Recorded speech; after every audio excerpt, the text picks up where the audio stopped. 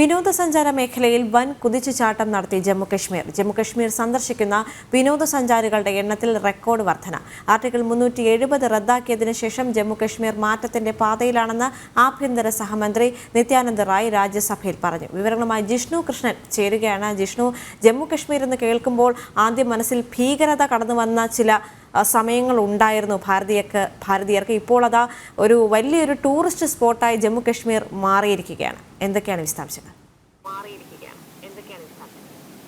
ദേവിക ചൂണ്ടിക്കാട്ടിയതുപോലെ ഭൂമിയിലെ സ്വർഗമെന്ന് വിശേഷിക്കപ്പെടുമ്പോഴും അവിടെ വിഘടനവാദികളുടെ പ്രവർത്തനം, ഒപ്പം ഉയർന്നു കേട്ടിരുന്ന വെടിയൊച്ചകൾ, അത് കാരണം വിനോദസഞ്ചാര മേഖലയിൽ യാതൊരു തരത്തിലുമുള്ള സാധ്യതകൾ ഇല്ലാതിരുന്ന ഒരു സ്ഥലമായിരുന്നു ജമ്മുകാശ്മീർ. പക്ഷേ കഴിഞ്ഞ കുറച്ച് വർഷങ്ങളായി വിനോദസഞ്ചാര മേഖലയിൽ ജമ്മുകാശ്മീർ വൻ കുതിച്ചുചാട്ടം നടത്തി എന്നുള്ളതാണ് വിനോദസഞ്ചാരികളുടെ എണ്ണം ഉൾപ്പെടെ ചൂണ്ടിക്കാട്ടിക്കൊണ്ട് ഇപ്പോൾ ആഭ്യന്തര സഹമന്ത്രി രാജ്യസഭയിൽ അതിന്റെ കണക്കുകൾ വ്യക്തമാക്കിയിട്ടുള്ളത്. ആർട്ടിക്കിൾ 370 റദ്ദാക്കിയതിനു ശേഷം ജമ്മുകാശ്മീർ മാറ്റത്തിന്റെ പാതയിലാണ്. പ്രത്യേകിച്ച് ഈ വിനോദസഞ്ചാര മേഖലയിൽ വലിയ കുതിച്ചുചാട്ടം നടത്താൻ ജമ്മുകാശ്മീരിന് സാധിച്ചിട്ടുണ്ട്.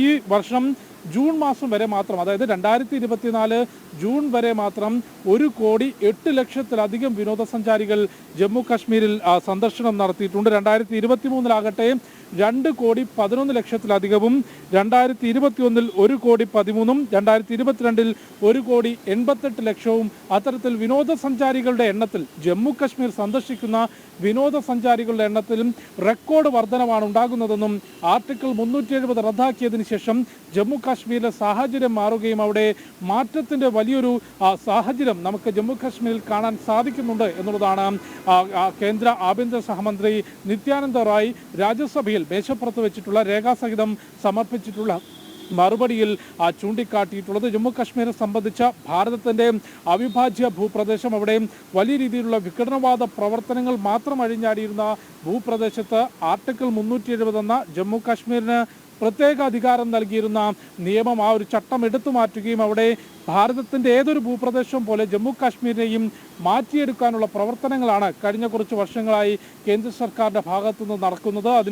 അതൊരു വിജയത്തിലേക്ക് എത്തുന്നു, ആ പ്രവർത്തനങ്ങൾ ഫലം കാണുന്നു എന്നുള്ളതാണ് കേന്ദ്രമന്ത്രിയുടെ ഈ ഒരു മറുപടിയിൽ നിന്ന് വ്യക്തമാക്കേണ്ടത്. പ്രത്യേകിച്ച് ഈ ഒരു 2-3 മാസത്തിനുള്ളിൽ ജമ്മുകാശ്മീർ ഒരു നിയമസഭാ തെരഞ്ഞെടുപ്പിലേക്ക് കടക്കാനിരിക്കുകയാണ്. അതിനിടയിലാണ് വിനോദസഞ്ചാര മേഖലയിൽ വലിയ കുതിച്ചുചാട്ടം ജമ്മുകാശ്മീർ മേഖല നടത്തിയെന്നും ജമ്മുകാശ്മീർ സന്ദർശിക്കുന്ന വിനോദസഞ്ചാരികളുടെ എണ്ണത്തിൽ റെക്കോർഡ് വർധന ഉണ്ടാകുന്നു എന്നുള്ളതും ചൂണ്ടിക്കാട്ടിയത്. ജിഷ്ണു കൃഷ്ണൻ വിവരങ്ങൾ പങ്കുവച്ചു.